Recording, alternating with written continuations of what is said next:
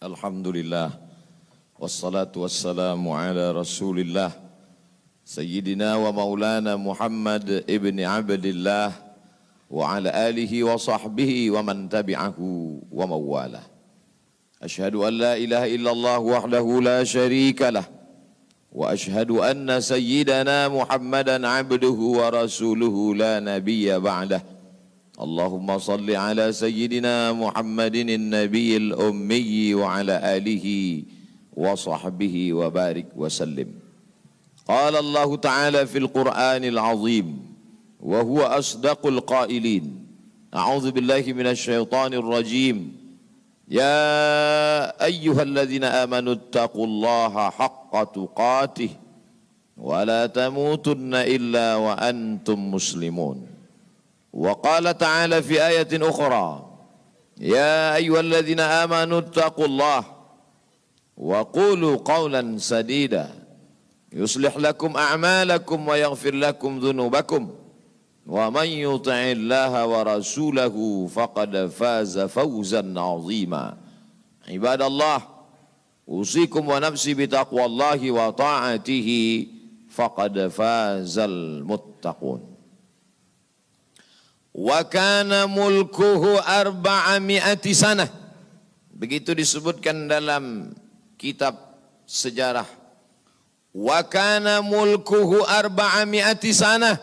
Dia berkuasa 400 tahun lamanya. Penguasa tunggal syarqan wa gharban. Dari mulai belahan timur dunia sampai ke barat. Tunduk dalam kekuasaannya. Lalu kemudian datanglah Nabi penyeru kepada tauhid menghadap penguasa yang hebat, raja segala raja di atas dunia. Menyembahlah kepada Allah. Lalu apa jawabnya? Dengan sombong dan angkuh dia berkata, Arabbun ghairi, Arabbun ghairi, adakah Tuhan lain selain aku? Adakah yang lebih berkuasa di dunia ini selain aku? 400 tahun membuat dia merasa bahwa dia Tuhan. Sampai-sampai keluar dari mulutnya, Arabbun ghairi, adakah Tuhan selain aku? Lalu kemudian apa yang terjadi? Allah subhanahu wa ta'ala mengirimkan ba'udah. Dalam Al-Quran Allah mengatakan tidak malu menciptakan ba'udah, nyamuk. Inna Allah la yastahi ayyadriba masalam ma ba'udah. Allah tidak malu menciptakan seekor nyamuk. Wa ma fauqaha, lebih kecil daripada nyamuk. Apa yang terjadi? Nyamuk itu masuk ke dalam lubang hidungnya. Terus ke dalam batang hidungnya. Sampai ke otaknya. Dan nyamuk itu pun menggigit otak di kepalanya. Lalu kemudian dia mengambil martel memukul-mukul kepalanya. Sampai orang-orang di sekelilingnya menyangka dia gila. Sampai dia habis usaha. Makin sakit. Tak dapat dirasakan. Tak dapat diceritakan. Tak dapat diungkapkan bagaimana rasanya. Dan akhirnya dia pun mati. Dicatat dalam sejarah. Dia bernama Namruz. Begitu Allah bercerita tentang orang-orang angkuh dan sombong. Dia tidak mati disambar petir. Dia tidak mati ditimpa batu besar. Dia tidak mati karena sesuatu yang hebat. Tapi dia mati karena makhluk yang hina. Yang kita pun dapat membunuhnya dalam satu kali tepukan. Berpuluh nyawa nyamuk akan mati. Tapi begitu Allah Ta'ala ingin menunjukkan kesombongan, keangkuhan orang-orang yang merasa dirinya Tuhan. Jawabannya adalah kuasa Allah Subhanahu wa Ta'ala. Hari berganti, musim berubah. Dunia ini diisi oleh orang-orang yang angkuh dan sombong. Selesaikah dunia dengan matinya Namruz? Tidak. Lahir lagi generasi yang lebih canggih daripada Namruz. Lebih kejam daripada Namruz. Apa yang dia lakukan? Yuzabbihuna abna'ahum wa yastahyuna nisa'ahum. Lebih sadis daripada Namruz. Anak laki-laki disembelih hidup-hidup, anak perempuan dibiarkan karena tidak melawan. Anak laki-laki yang dia nampak dalam mimpinya akan menarik mahkota kekuasaannya. Anak perempuan dibiarkan melahirkan. Sampai pada akhirnya ketika dia berkata dengan lantang, kalimat berbeda, substansi makna yang sama. Ana rabbukumul a'la. Ana, aku, rabbukum, Tuhan kamu, a'la, yang paling tinggi. Ternyata kekuasaan boleh bisa merubah makhluk merasa menjadi khalik. Orang kalau sudah terlalu lama berkuasa, melihat manusia tertunduk-tunduk ketakutan, maka berubah dalam dirinya, berkata, kaulah yang paling berkuasa, engkau adalah Tuhan. Itu pernah terjadi pada Namrus dan menular kepada Parau. Al-Quran menyebut dia Fir'aun. Ana, aku, Rabbukumul a'la, Tuhan kamu yang paling tinggi. Bagaimana cara Allah mematikan Fir'aun? Diceritakan dalam Al-Quran. Falamma adrakahul gharaqu, ketika dia tenggelam di tengah laut merah, masuk air itu ke dalam tenggorokannya dan masuk ke dalam lehernya, terus ke dalam dan masuk ke dalam paru-parunya. Sebodoh-bodoh anak kecil tidak akan ada air masuk ke dalam paru-parunya. Anak kecil yang belajar minum, kalau sampai air masuk ke dalam saluran nafasnya, dia pasti akan tersedak. Tersedak adalah kuasa Allah. Kenapa? Karena ada saluran nafas, ada saluran minum. Udara tidak akan mungkin diisi air, karena kalau sampai air masuk ke saluran udara, maka hancurlah paru-paru. Allah ciptakan satu kuasa bernama tersedak. Tersedak adalah kuasa yang paling ringan. Anak kecil yang tak ada daya upaya pun pasti akan tersedak. Tapi Allah ingin menunjukkan kepada Fir'aun, jangankan untuk menggenggam dunia, jangankan untuk membunuh Musa, jangankan untuk mengejar Bani Israel, untuk tersedak pun kau tak kuasa. Wahai Fir'aun, apa yang terjadi?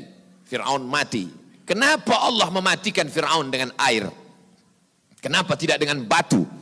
Kenapa tidak dengan petir yang menggelegar? Mengapa dengan air? Karena dulu bayi yang tak berdaya itu dihanyutkan ke tengah air. Wa auhayna ila ummi Musa, kami wahyukan, kami ilhamkan, kami bisikkan ke hati ibu Musa, an ardi'ihi, susukan anakmu. Fa in khifti alaihi, kalau kau takut anakmu ini akan disembelih Fir'aun, fa alqihi fil yammi, hanyutkan dia ke sungai. La takhafi, jangan kau takut, wala tahzani, jangan kau sedih, inna radduhu ilaiki, kami akan mengembalikannya kepada engkau sesuai dengan cerita yang kami kehendaki. Wa ja'iluhu minal mursalin, dan kami akan menjadikan dia salah satu daripada rasul yang kami pilih. 5 di antara rasul itu, salah satunya adalah Musa alaihi salam. Musa, bayi yang tak berdaya, dicampakkan ke laut, dicampakkan ke sungai Nil, selamat. Bayi yang tak dapat berenang, bayi yang tak ada kuasa, bayi yang tak ada daya upaya, selamat di atas air. Tapi penguasa, raja di atas raja, segalanya bukti-bukti kuasanya sampai hari ini menjadi bukti. Satu di antara 7 keajaiban dunia adalah piramid yang dibangun oleh Fir'aun. Tapi ternyata air yang dulu menyelamatkan bayi Musa, air yang sama menenggelamkan Fir'aun yang amat sangat berkuasa. Sekali lagi Allah ingin bercerita kepada manusia bahwa mudah bagi Allah melenyapkan makhluk-makhluk yang sombong, yang merasa diri gagah perkasa, manusia yang terkena penyakit amnesia, terlupa bahwa dia hanyalah makhluk, paru-parunya ciptaan Allah, udaranya titipan Allah, hembusan nafasnya dan tarikannya semua atas kuasa Allah. Mestinya dia berkata, la haula wa la quwata illa billah. Berakhir episode Fir'aun. Selesaikah dunia? Tidak. Muncul lagi mereka yang sombong-sombong. Macam-macam nama sejarah mencatat. Abu Lahab dengan bangganya berkata, sebelum Abu Lahab datang, datang lagi seorang pria perkasa dengan tentara bergajahnya bernama Abrahah. Dia ingin memindahkan Ka'bah karena baginya bisnis di Makkah harus dialihkan. Nun jauh di Yaman berseberangan dengan Laut Merah menyeberang ke Afrika. Maka ini Ka'bah harus dihancurkan. Dia bawa pasukan bala tentara. Sampai akhirnya pasukan gajah tidak ingin bergerak. Gajah makhluk Allah, binatang, tahu mengenal Allah Subhanahu wa ta'ala. Dia paksa gajah itu berdiri dengan pawang-pawangnya. Akhirnya gajah itu berjalan karena amat sangat terpaksa dan di bawah tekanan. Sampai akhirnya apa yang terjadi? Datang Abdul Muttalib membawa kunci Ka'bah. Dia serahkan kepada Allah. Dia katakan di depan pintu Ka'bah, inna lihadzal baiti rabban yahmi. Sesungguhnya Ka'bah ini ada Rabb, ada Allah yang menjaga dan memeliharanya. Bukan aku yang menjaganya, kuserahkan kepada penjaganya. Inna lihadzal baiti rabban yahmi. Sesungguhnya Ka'bah ini ada penjaganya, kuserahkan dia kepada engkau ya Allah. Apa yang terjadi? Fa'arsalna alaihim tayran ababil. Kami kirimkan kepada mereka burung ababil yang dibawanya tarmihim, melontar, melempar mereka pasukan Abraha bergajah bihijaratin, dengan batu-batu min sijil, yang dipanaskan di atas api neraka. Apa yang terjadi pada pasukan Abraha? Faja'alahum ka'asfim ma'kul. Mereka seperti daun-daun yang dimakan ulat. Tahun peristiwa itu terjadi disebut dengan Amul Fil, tahun gajah, tahun kelahiran Sayyidina wa Maulana Muhammad sallallahu alaihi wasallam. Hari berganti, musim berubah, isi dunia sebenarnya itu-itu saja, namanya berbeda, tapi sebenarnya makhluknya itu-itu saja. Dia pernah bernama Namrus, dia pernah bernama Fir'aun, dia pernah bernama Abraha. Selesaikah dunia? Belum. Dunia terus berlanjut, melahirkan makhluk-makhluk. Ada yang rendah hati dan tawadu, ada yang zuhud dan ridha, ada yang mencari kemuliaan Allah, ibtigha'a mardatillah. Tapi ada yang dititipkan harta dan kuasa. Pertama dia merasa dia punya, lama-lama dia merasa alam semesta pun bersimpuh sujud di kakinya. Karena dia lihat tidak lagi ada orang yang berani mendongakkan kepala, tidak lagi ada yang berkuasa, tidak ada lagi yang berani bersuara keras, lantang, semuanya ketakutan.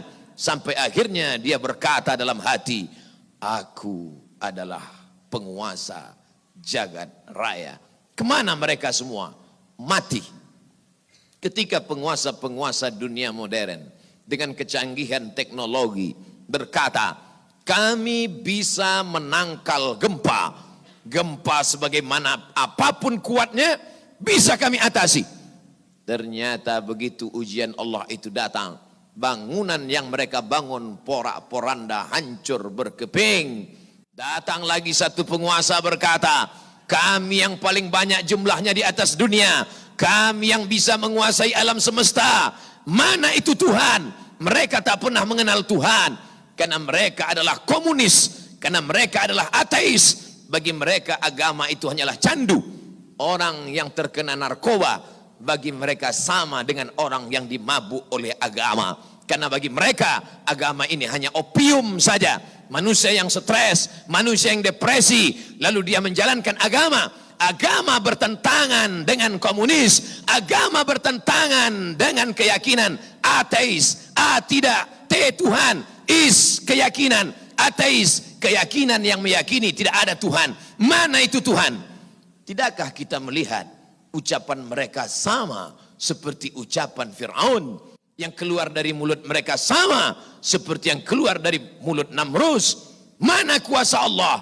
Allah mengirimkan bakteri-bakteri kecil, kuasa itu pun roboh, hancur berkeping. Barakallahu li wa lakum fil Qur'anil azim.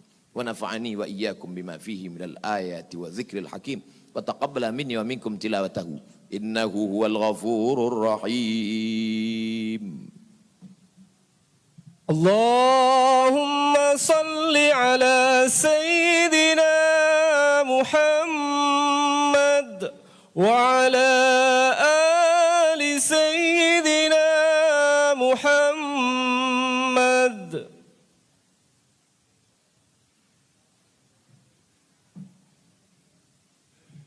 الحمد لله الذي بنعمته تتم الصالحات والصلاة والسلام على سيد السادات وعلى آله وأصحابه أهل الفضائل والكرامات. أشهد أن لا إله إلا الله وحده لا شريك له وأشهد أن سيدنا محمدا عبده ورسوله وصفيه من خلقه وخليله أدى الأمانة وبلغ الرسالة ونصح للأمة وتركنا على المحجة البيضاء ليلها كنهارها لا يزيغ عنها إلا هالك. قال الله تعالى في القرآن العظيم وهو أصدق القائلين: أعوذ بالله من الشيطان الرجيم، بسم الله الرحمن الرحيم، والعصر إن الإنسان لفي خسر إلا الذين آمنوا وعملوا الصالحات وتواصوا بالحق وتواصوا بالصبر. وقال تعالى في آية أخرى: إن الله وملائكته يصلون على النبي يا أيها الذين آمنوا صلوا عليه وسلموا تسليما. اللهم اغفر للمسلمين والمسلمات والمؤمنين والمؤمنات الأحياء منهم والأموات برحمتك يا أرحم الراحمين. اللهم أعز الإسلام والمسلمين واخذل الكفرة والمشركين ودمر أعداءك أعداء الدين. اللهم انصر إخواننا المجاهدين المستضعفين في فلسطين. اللهم انصر إخواننا المستضعفين في أيغور. اللهم انصر إخواننا المجاهدين المستضعفين في كل مكان من مشارق الأرض إلى مغاربها.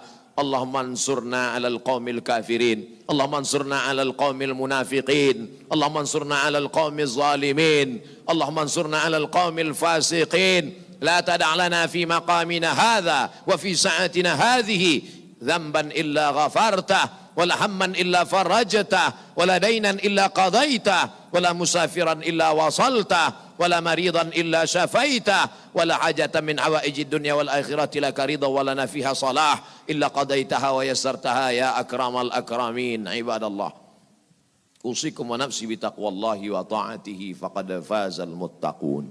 إن الله يأمر بالعدل والإحسان وإيتاء ذي القربى وينهى عن الفحشاء والمنكر والبغي يعظكم لعلكم تذكرون. فاذكروا الله العظيم يذكركم واسألوه من فضله يعطيكم.